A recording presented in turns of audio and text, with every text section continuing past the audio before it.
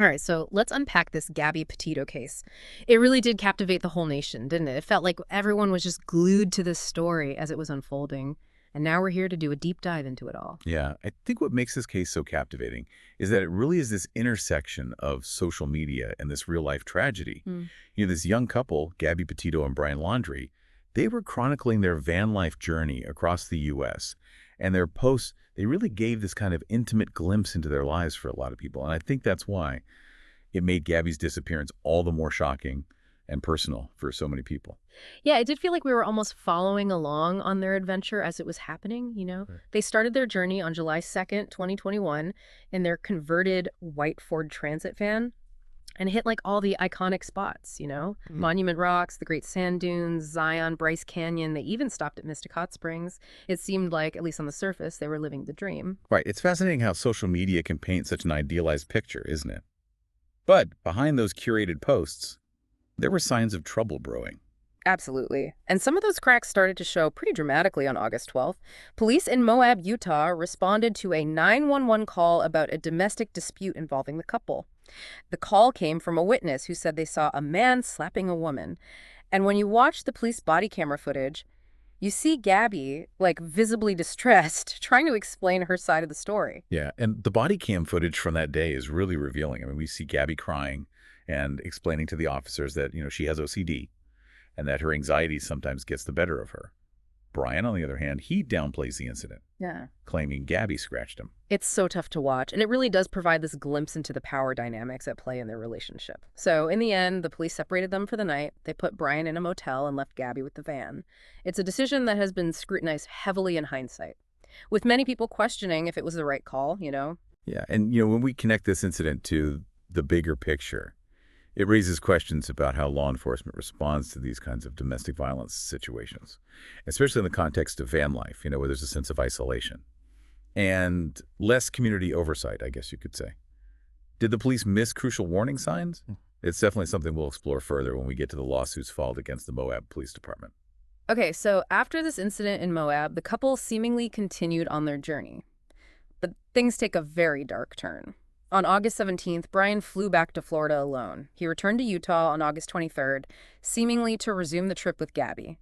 But less than a week later, she vanished. Right, and this is where the timeline gets really crucial, and the mystery deepens. So Gabby's last known contact with her family was on August 25th. She told her mom they were headed toward Grand Teton and Yellowstone National Parks. Her last Instagram post was also from August 25th, kind of depicting a carefree moment. And then, silence. It's chilling how abruptly the online trail just ends. Meanwhile, Brian returned to Florida alone on September 1st, driving the van back. And during those missing days between Gabby's last contact and Brian's return, there were a few eyewitness accounts that started to raise red flags. Right, let's delve into those eyewitness accounts because they're kind of like puzzle pieces.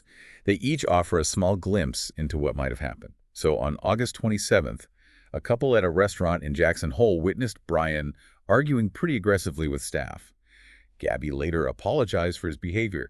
This kind of suggests, heightened tension and that Brian potentially has a tendency for volatile outbursts. Right, and then there's the witness who reported seeing a white van that matched their description near Spread Creek dispersed camping area around that same time. This witness described the young man with the van as acting weird and just out of sorts. This detail becomes even more significant later on, too. Right, it's interesting how these seemingly random observations can become such crucial pieces of evidence. And then we have those two separate accounts of people giving Brian a lift while he was hitchhiking alone on August 29th. One woman picked him up near Coulter Bay Village, and she said he just, freaked out when he realized she wasn't going to the town of Jackson. He even offered her $200 for the short ride, which she thought was pretty odd. Offering someone $200 for a short ride, that's definitely strange. What about the other person who gave him a ride? The other person picked him up shortly after that and dropped him off at the entrance to the Spread Creek camping area. It's significant that he didn't want to be taken any further into the campground, even though his van was supposedly there. It almost seems like he was deliberately avoiding the area. Yeah, you're right. It raises a lot of questions. But before those hitchhiking encounters, on August 27th, a text was sent from Gabby's phone to her mother asking her to help Stan. Now, this is Gabby's grandfather, and she never called him by his first name. This immediately raised alarm bells for her family. And then, on August 30th, the last text message came from Gabby's phone saying, "No service in Yosemite." But here's the thing, she wasn't anywhere near Yosemite at the time. Yeah, these text messages are such a red flag. They don't align with Gabby's known location or her usual communication style. It's almost as if someone else was sending those messages trying to create a false trail. Exactly. And remember, Brian returned to Florida in the van on September 1st alone. Gabby's family, having not heard from her, filed a missing person report on September 11th. By this point, Brian had already lawyered up and was refusing to speak to the authorities. He was quickly named a person of interest, and the pressure was mounting. Then, on September 13th, he vanished from his parents' house in Florida. And this is where the police surveillance of the laundry home comes into play. Initially, they believed Brian was still inside. They even mistaking his mother for him at one point. But as it turns out, he'd already disappeared, prompting a massive search effort. It's incredible how this case was constantly evolving, new information and twists emerging almost daily. The police seized the van, an external hard drive, and even the Laundrie family's Mustang, desperately trying to piece together what happened. And then on September 19th, the search took a heartbreaking turn. Human remains matching Gabby's description were found at that Spread Creek camping area where the van had been spotted. Yeah, it was a discovery that confirmed everyone's worst fears. The autopsy results revealed the devastating truth. Gabby Petito had been killed by blunt force trauma to the head and neck with evidence of manual strangulation. It was a brutal end to a young life full of promise. The focus then shifted entirely to finding Brian Laundrie. On September 23rd, an arrest warrant was issued for him not for murder, but for unauthorized use of Gabby's debit card. It's a crucial detail because at that point, they didn't have enough evidence to directly link Brian to Gabby's murder. But this financial trail provided a legal avenue to pursue him. Right, it's a common strategy in these types of cases. By focusing on a lesser charge, investigators can buy themselves time to gather more evidence and build a stronger case. So as the search for Brian intensified, his sister made a public plea for him to surrender. His father even joined search efforts in a Florida nature reserve called the Myakkahatchee Creek Environmental Park. The media frenzy was relentless, with every new development captivating the public's attention. It's interesting how quickly this case escalated from a missing persons case to this full-blown media sensation. It tapped into so many primal fears and fascinations, young love gone wrong, the allure of van life, and the desperate search for answers. And then, on October 20th, came the final tragic chapter. Brian Laundrie's remains were found in that same nature reserve where his father had been searching. His skeletal remains were identified through dental records, and the nation held its breath, waiting for answers. But even with Brian's remains found, the story didn't end there. There was one final chilling twist waiting to be revealed. So with the discovery of Brian's remains, came another chilling twist in this story. Near his body, investigators found a notebook, and inside, a confession. He admitted to killing Gabby, even going as far as to claim he sent those deceptive text messages to make it seem like she was still alive. Wow, a confession. But also an attempt to control the narrative even in death. It's a haunting reminder of the darkness that can sometimes lurk beneath seemingly perfect facades. And this confession brought up a lot of questions, didn't it? About Brian Laundrie's state of mind and his motivation. Yeah, definitely. And the confession itself became a subject of intense scrutiny. In June 2022, authorities released the full notebook entry. And in it, Brian claimed he killed Gabby out of mercy after she supposedly fell and injured herself during a hike. That claim immediately raised eyebrows, didn't it?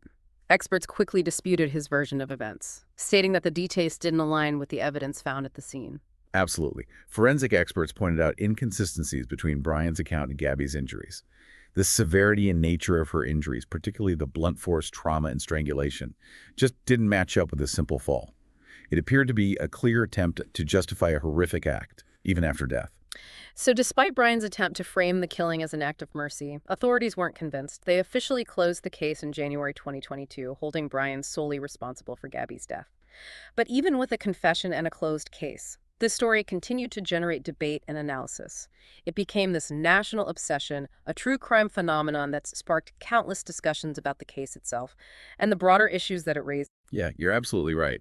The Gabby Petito case really became this perfect storm of factors that captured the public's attention. First, you have the van life element, this young, attractive couple, seemingly living the dream, documenting it all on social media.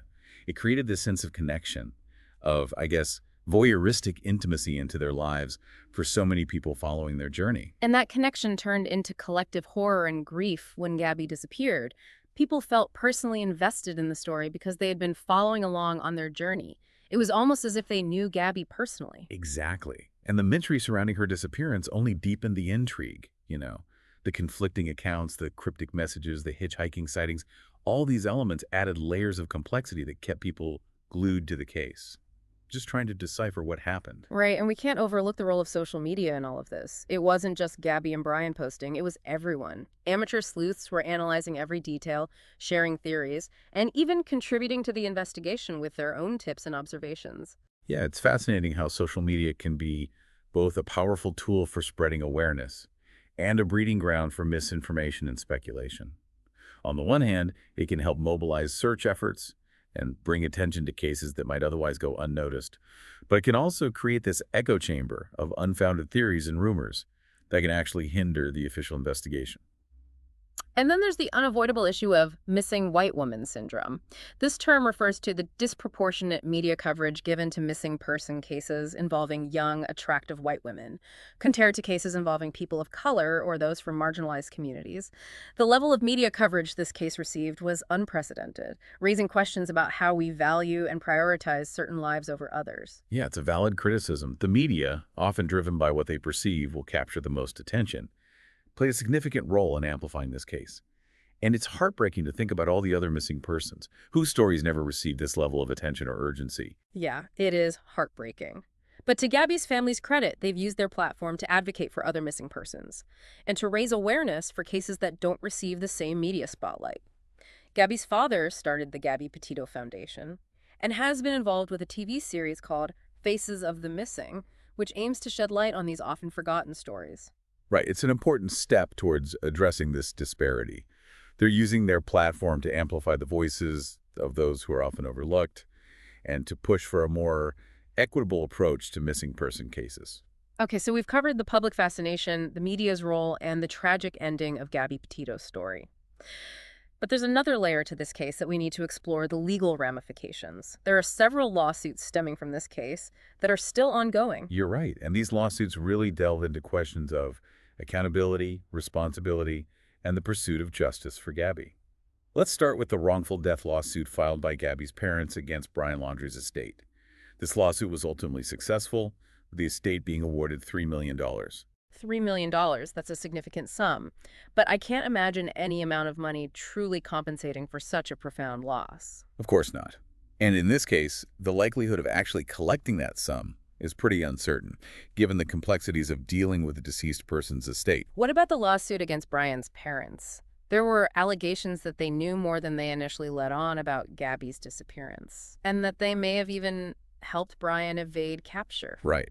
Gabby's parents filed a lawsuit alleging that Brian's parents, along with their attorney, intentionally withheld crucial information about Gabby's death, causing even more pain and emotional distress for her family. This lawsuit argues that their actions prolonged the search for Gabby and added to the family's suffering. It's hard to fathom the depth of grief they've endured and the added pain caused by these alleged actions. But there's also a separate lawsuit against the Moab Police Department, right? That's related to the domestic dispute incident we discussed earlier. Yeah, there is. Gabby's parents believe the police mishandled that incident, failing to recognize the severity of the situation and potentially contributing to Gabby's death. They're seeking $50 million in damages, arguing that the officers didn't follow proper protocol and may have even escalated the situation. Wow, $50 million. That's a significant amount. What's the basis for such a large claim? Well, the lawsuit alleges that one of the officers admitted knowing Brian posed a threat to Gabby, but chose to ignore the law and departmental guidelines. It also claims that the department didn't properly adhere to its own lethality assessment protocol, which is a tool designed to assess the risk of serious harm in domestic violence situations. Had they followed the protocol correctly, the lawsuit argues, they might have recognized the danger Gabby was in and taken more decisive action to protect her. So this lawsuit brings up some critical issues of police accountability and whether their actions or inactions contributed to a tragic outcome.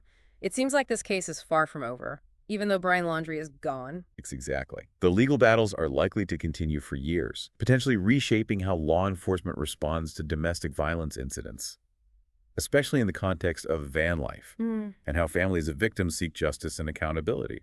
It's a stark reminder that even when a case seems closed, the ripple effects can continue to impact those involved for a very long time. It's incredible, isn't it? Yeah. This whole case, it brought up so many complex issues: domestic violence, police accountability, the role of social media. But there's one aspect we haven't really fully touched on yet. That's the public's fascination with true crime and the ethics of consuming these stories. It's a bit unsettling, don't you think? How easily this case, and others like it really, become part of our entertainment landscape. Hmm. It's a question worth pondering for sure. Mm. We saw a Lifetime movie, countless podcasts, documentaries, all dissecting the Gabby Petito case. It's almost as if the tragedy itself becomes a commodity, a source of fascination, and sometimes even morbid curiosity. Where do we draw the line, between raising awareness and exploiting someone's pain for entertainment? Right, it's a delicate balance. On the one hand, true crime can be incredibly informative. It can shed light on important social issues like we've seen with this case, and it can even potentially help prevent future tragedies by raising awareness. But there's a risk, a risk of becoming desensitized to the real human cost of these crimes. Absolutely. And we can't forget the impact on the victims' families. Mm. Imagine having to relive your worst nightmare every time a new documentary airs, or a podcast episode rehashes the details of your loved one's death.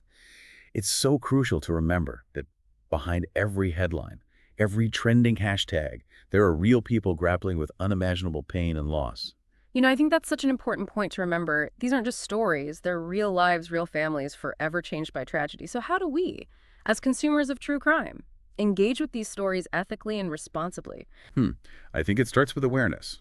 We need to be mindful of the potential for exploitation and sensationalism. We should seek out content creators who approach these stories with sensitivity and with respect for the victims and their families. And we should always remember that there's a human being at the heart of every true crime story. Right. Treat these stories and the people involved with the respect and dignity they deserve. So where do we go from here? What can we take away from our deep dive into the Gabby Petito case? Well, the Gabby Petito case, as tragic as it was, it can be a learning experience for all of us. It compels us to ask ourselves these tough questions, about how we consume media, how we respond to domestic violence, and how we can work towards a more just and equitable system for all missing persons. Perhaps this case, with all its complexities and contradictions, can serve as a catalyst for greater awareness, empathy, and action. Yeah, I think that's a powerful message. What specific actions can we take, though, to create meaningful change? Well, we can support organizations like the Gabby Petito Foundation that advocate for missing persons and their families. We can educate ourselves about the warning signs of domestic violence and learn how to intervene safely and effectively. We can challenge media portrayals that perpetuate harmful stereotypes or sensationalize tragedy. And we can advocate for policies that address systemic issues, such as, inadequate funding for missing person investigations or racial biases in media coverage. Yeah, those are all great suggestions. It's about turning our awareness into action, right? Using our voices and our resources to create a positive impact. Exactly. And remember, change often starts at the local level. Get involved in your community, support local initiatives, and use your platform, no matter how small, to raise awareness and advocate for change. I think this deep dive into the Gabby Petito case has been quite a journey. It's been a whirlwind of emotions, shock, sadness, anger, and ultimately a sense of responsibility. It's a story that will stay with us, reminding us of the importance of awareness, empathy, and action. Well said. And as we wrap up this deep dive, we encourage all of you to continue exploring this case and the issues it raises. Research the lawsuits, the advocacy efforts, and the broader conversation surrounding domestic violence and missing persons. The more we learn, the better equipped we are to contribute to a safer, more just, and compassionate world. Tell us what you think about this episode. Thanks for watching, and see you in the next one.